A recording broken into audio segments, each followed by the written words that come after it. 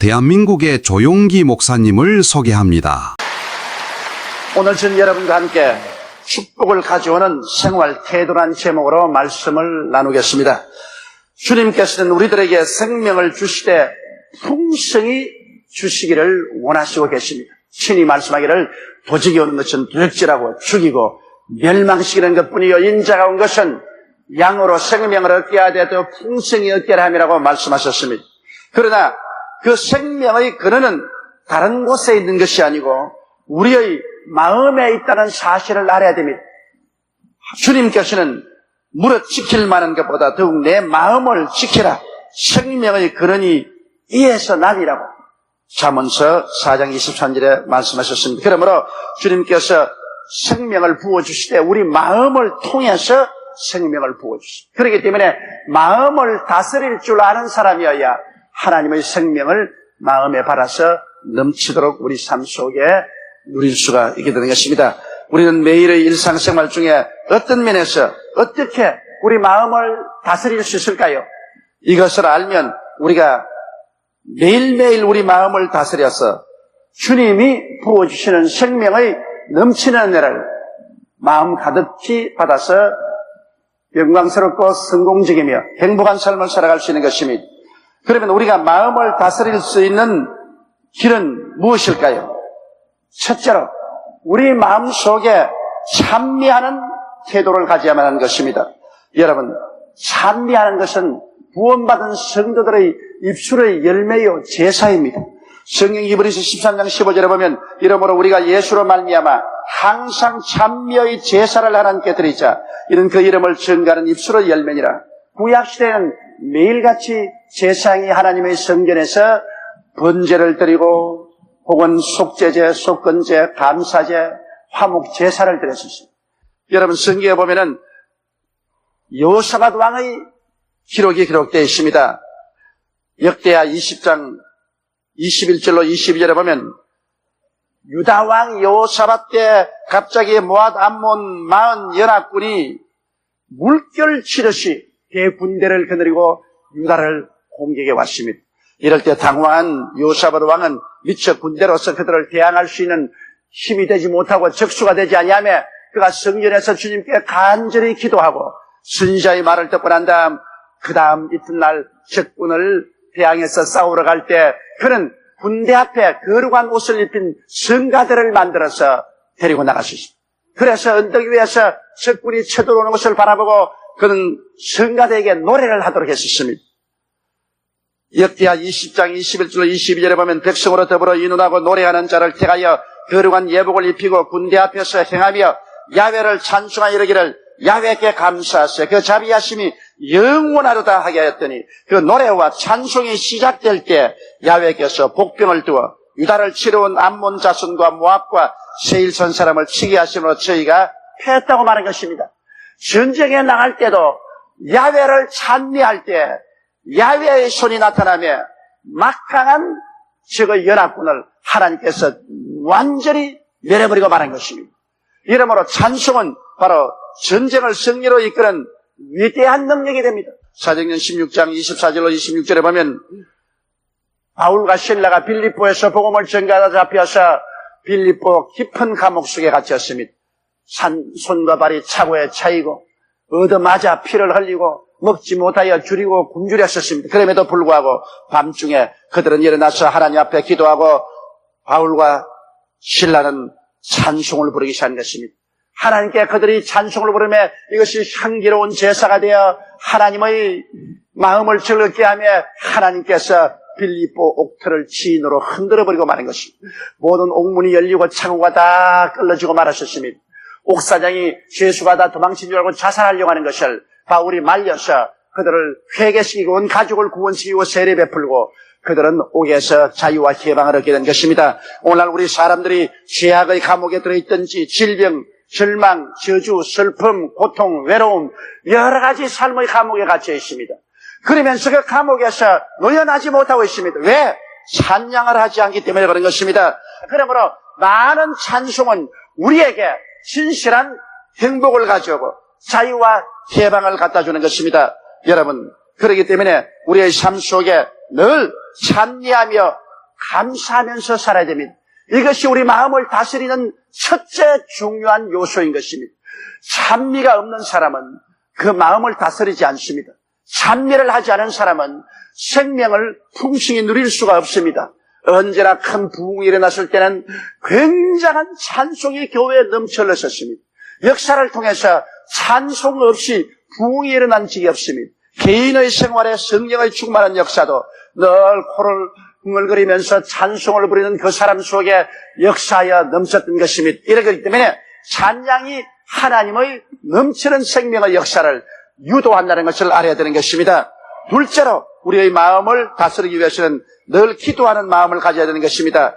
기도는 하나님이 계심을 우리의 마음속에 인정하는 것입니다. 이러므로 사람은 하나님이 없다고 부르짖는 것은 너무나 어리석은 일인 것입니다.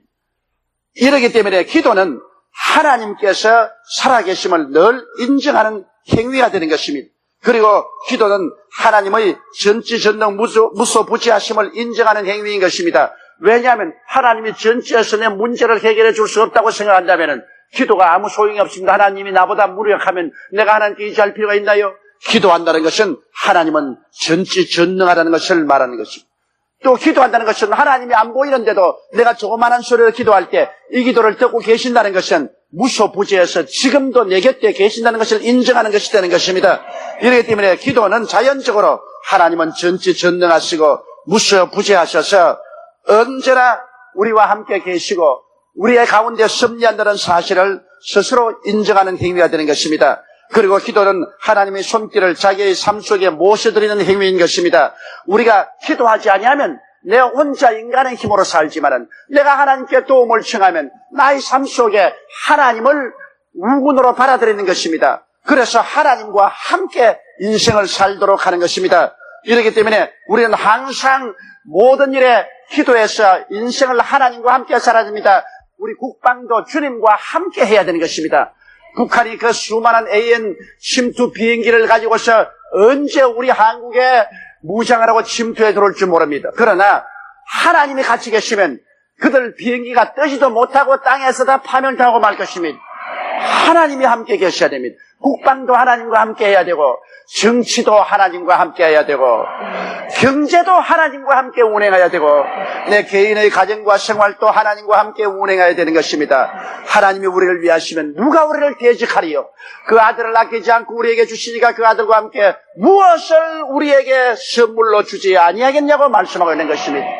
이러므로 여러분 하나님과 함께하면 우리가 두려움 없이 인생을 살아갈 수 있기 때문에 기도는 하나님을 우리 속에 모셔드리는 행위인 것입니다. 그래서 우리는 기도하고 구한 것은 받은 줄로 믿고 마음에 확신을 가지고 감사하며 걸어가는 삶을 살 때 여러분 우리 마음을 다스릴 수가 있는 것입니다.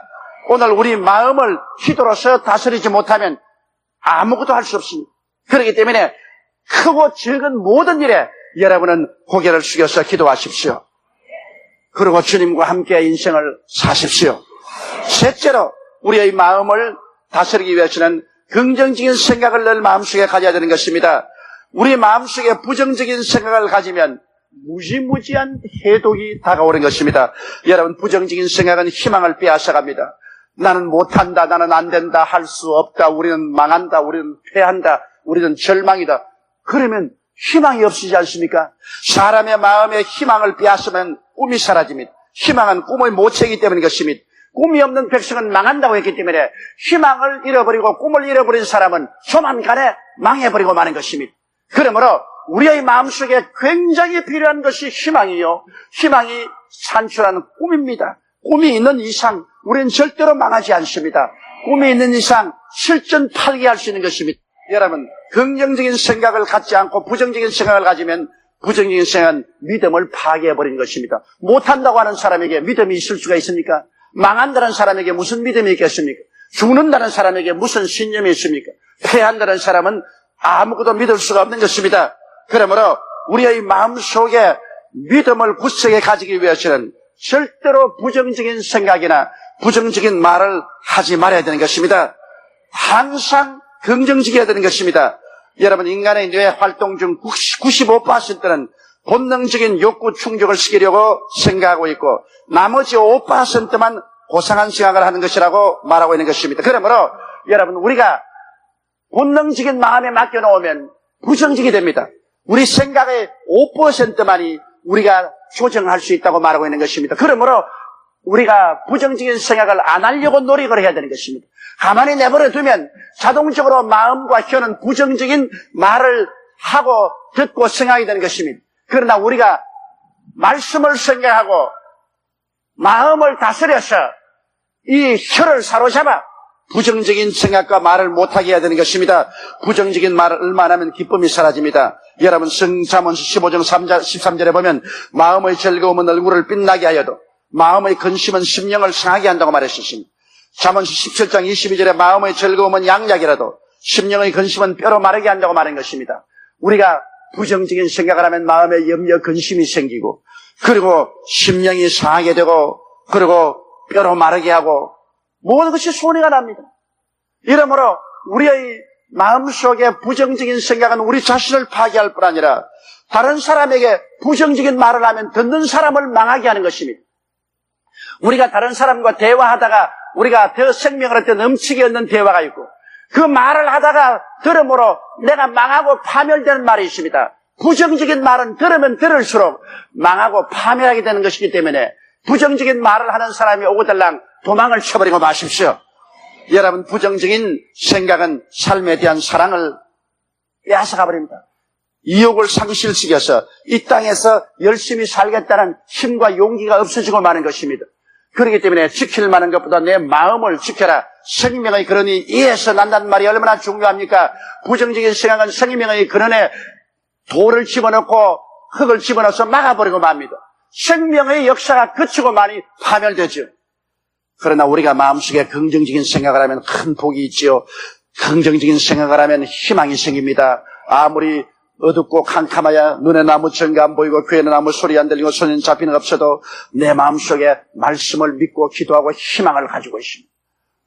내일은 오늘보다 다음 달은 금년보다 명년은 금년보다 나아질 수 있다는 희망을 가지고 있으면 마음의 꿈이 살아나는 것입니다.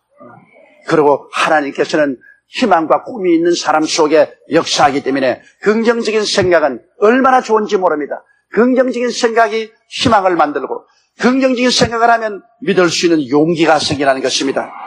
너희는 마음에 근심하지 말라. 하나님 믿으니 또 나를 믿으라고 주님이 말씀한 것처럼 긍정적인 생각은 하나님을 믿고 나갈 수 있는 용기가 생기는 것입니다. 긍정적인 생각을 해보십시오. 여러분 기쁨이 마음속에 생기는 것입니다. 시편 16편 11절에 주께서 생명의 길로 내게 보이시리니 주의 앞에는 기쁨이 충만하고 주의 우편은 영원한 즐거움이 있나이다. 우리가 긍정적인 생각을 가지고 하나님 곁에 있으면 하나님이 기쁨으로 우리 마음속에 넘치게 채워지는 것입니다. 기쁨이 바로 우리 삶의 힘입니다. 기쁨을 잃어버리면 삶의 힘을 상실해버리는 것입니다. 그리고 긍정적인 생각을 할 때 삶에 대한 애착이 생기는 것입니다. 마음에 애착이 생겨나서 사는 것이 재미가 있고 용기가 생기고 삶이 아주 즐거워지는 것입니다. 이렇기 때문에 우리의 마음속에 긍정적인 생각을 우리가 늘 다스려 가져야 되는 것입니다. 그러면 어떻게 해야 예수 믿는 사람들이 긍정적 생각을 할 수가 있을까요? 여러분, 인간은 긍정적으로 사고하려고 의식적 노력을 안 하면 통계적으로 보면 70에서 80% 부정적인 사고를 한다고 심리학자들은 말하고 있는 것입니다. 여러분 요한계시록 11장 17절에 보면 가로되 감사하오나니 옛적에도 계셨고 시방도 계신 주 하나님 곧 전능하신 이여 신이 큰 권능을 잡으시고 왕노릇 하시리라 말한 것입니다. 옛적과 시방과 미래를 다스리는 하나님께서 우리의 친아버지가 되셔서 우리와 같이 계시고 우리를 사랑하고 계시기 때문에 하나님과 함께 계시는데 왜 희망을 잃어버릴 수가 있겠습니까? 하나님이 함께 계시는데 어떻게 부정적이 될 수가 있겠습니까? 모든 환경이 다 어둡고 캄캄하고 절망이라도 하나님을 붙잡고 있으면 내 마음속에 희망의 태양이 떠오르고 있기 때문에 긍정적이 될 수가 있는 것입니다. 또한 우리는 예수님의 대속의 축복이기 때문에 긍정적이 될 수가 있는 것입니다. 예수님이 십자가의 못박이에 몸을 찢고 피를 흘려 우리를 죄에서 용서했지요. 하나님과 화목해서 성령 주셨지요. 예수님이 채찍에 맞음으로 병 고침 주셨지요. 예수님이 우리의 슬픔을 대신 짊어지고 가시고 기쁨을 주셨지요. 십자가에서 주님 우리 저주를 받아서 우리 저주를 대속하시고 아브라함의 복을 주셨지요. 주님께서 죽으심으로 사망과 물을 멸하고 천국과 영생을 우리에게 주셨는데 이 오중복음과 삼중 축복만 생각해도 우리 마음속에 희망이 넘쳐나고 긍정적이 되지 아니할 수가 없는 것입니다. 예수님의 십자가의 대속의 은총을 생각하고 묵상하는 사람이 부정적인 생각이나 부정적인 말을 할 수가 없는 것입니다. 이러므로 우리가 이 세상에 살면서 지킬 만한 것보다 마음을 지키는 것이 그렇게 중요합니다. 생명의 근원이 이에서 나옵니다. 주님이 아무리 생명을 주되 넘치게 주려고 해도 생명의 근원되는 마음을 다스리지 못하면 주께서 우리를 축복해 줄 수 없는 것입니다. 이렇기 때문에 우리 마음은 하나님께 대한 끊임없는 감사와 찬양을 드리고 항상 기도를 드리며 끝없는 긍정적인 생각으로 다스려야만 되는 것입니다. 이렇게 할 때 하나님께서는 생명의 축복을 예수님을 통하여 우리 마음속에 막 부어주시는 것입니다. 그래서 우리가 일생을 살면서 기쁘고 즐겁고 행복하게 살고 또 그렇기 때문에 우리는 엔돌핀이 생겨서 건강하고 더 장수하게 되고 참으로 한 번 살아가는 인생을 영광스럽게 살아갈 수가 있는 것입니다. 다 같이 고개시켜 기도드리겠습니다. 거룩하시고 영광스러우신 우리 아버지 하나님, 매일매일 같이 우리가 마음을 지키고 다스리게 도와주옵소서.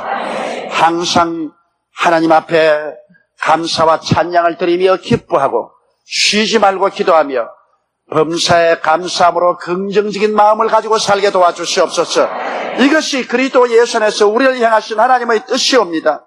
바로 이 하나님의 뜻대로 마음을 다스리는 자는 영혼이 잘됨같이 범사에 잘됨에 강건하고 생명을 얻되 넘치게 얻는 복을 누릴 수가 있사옵니다. 하나님 아버지, 이 복에 주의 백성들이 다 참여하게 도와주옵소서. 오늘 예수 그리스도의 깨어진 몸과 흘리신 피를 먹고 마실 때 우리는 그리스도의 그 희생을 생각하고 끝없이 주님께 감사와 찬양을 드리게 하여 주옵소서.